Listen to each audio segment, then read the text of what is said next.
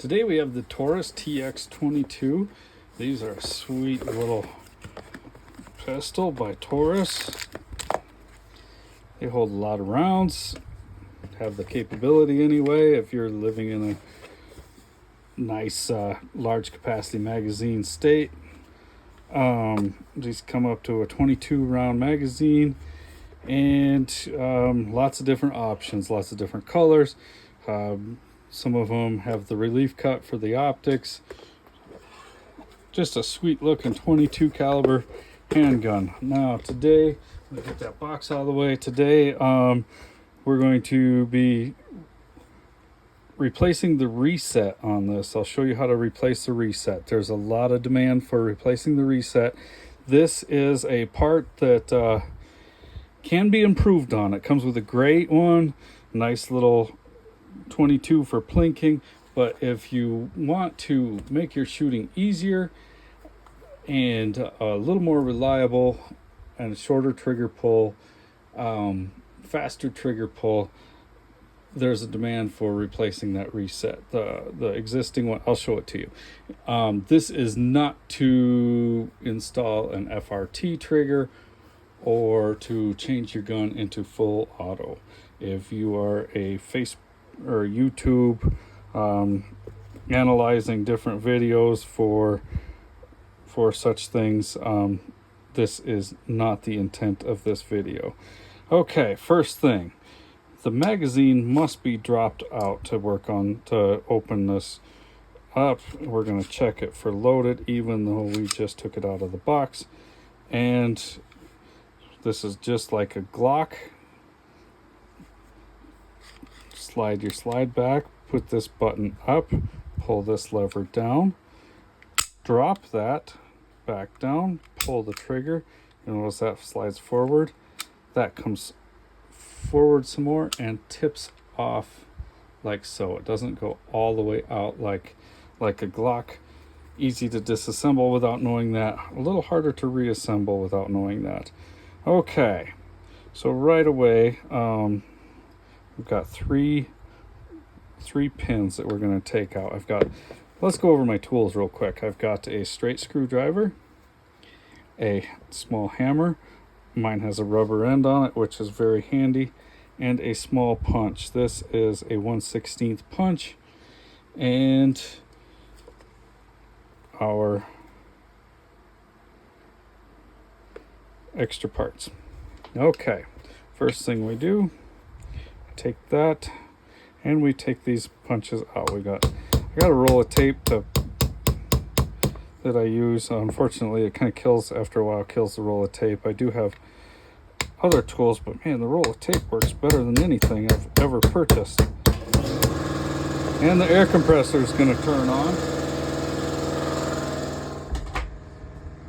We do all sorts of manufacturing of firearms here, so please forgive the shop noise. Okay, those three come out. I have seen people take out that fourth one, and that's an option. It does free up some space. Those three come out. This slides up, and you'll notice this rod here sits on top of that little shelf. Let you get into focus there. And this rod here, this trigger rod, goes inside that little cubby hole there. Okay, knowing that, take the trigger assembly out and rotate this to the right of the gun. The whole thing pops out. First thing I do is take a piece of my masking tape. See, your average block does not allow you to take a piece of tape off. That pin's going to try to fight its way out while we're working on this. So, and that holds a lot of things together. So we're just going to do a quick wrap on that. Just keep everything from fighting us later. Okay, safety has to come off. Just pop that off with your straight screwdriver. Sometimes they're a little tight, sometimes not. You won't break it. Just get as close to that cylinder as you can and give it a twist with that. Now we're going after this pin right here. That's holding your holding everything together, your reset and everything. So I have found it easier to go from the left side of the gun to the right side of the gun.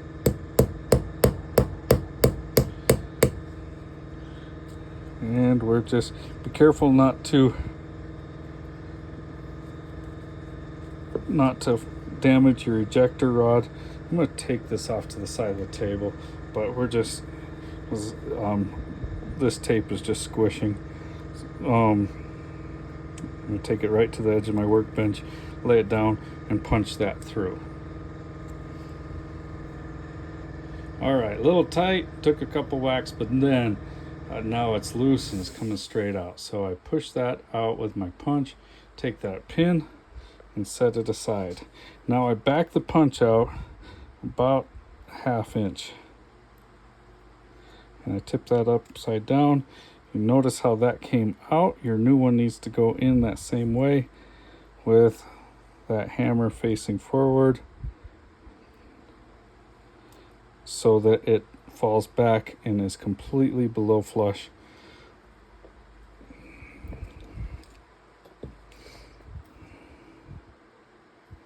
So this one is our new one. Like I was saying before, and I didn't quite finish, these are improved. They're a little thinner material. They are stainless steel, so you don't have the corrosion that could potentially slow it down. First thing I do is I polish those edges. Anything 90 degrees might have a little bit of a burr. You might be able to feel that on there. I just polish those up a little bit with my Dremel polisher. Slow speed, doesn't take much. We're not doing a mirror polish. We're not wanting to change the shape at all. We're just taking those edges down. I'm going to pause this and I'm going to spend about 3-4 minutes on this. Okay, we're back. Got this. I don't feel those burrs that I was feeling before. That's good. One thing I do is just give this a little bit of lubrication there. This is trigger butter, but any oil, grease. This is more of a grease than an oil.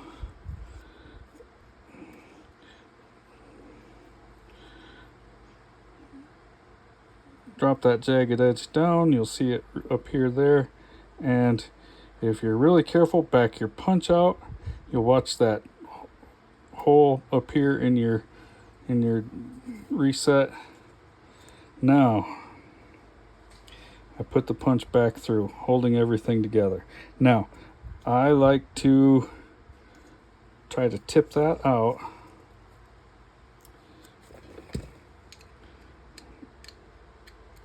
with a tool, grab a hold of that thing, give it a little pull. Make sure your punch is in the hole.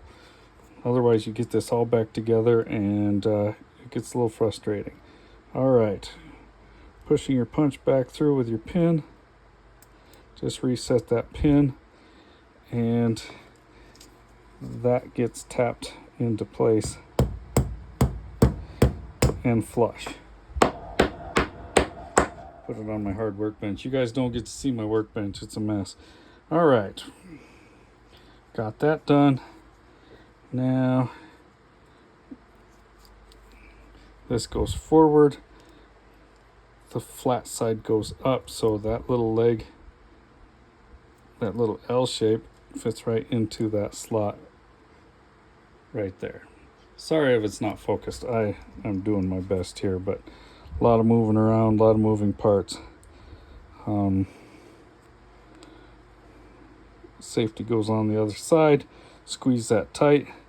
This is where your rubber, give it a little tap. Tighten it back up. Okay. Now time to take our tape off.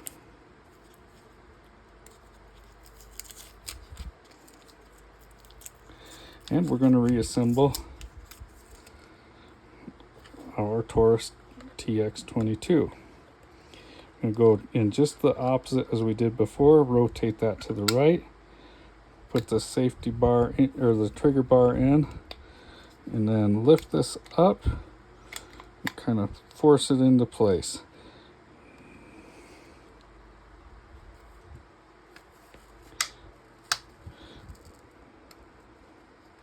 Pop that down in there. It might take a little extra pushing. That's the easiest that's ever happened for me, but I'll take it. Line up your holes and tap your...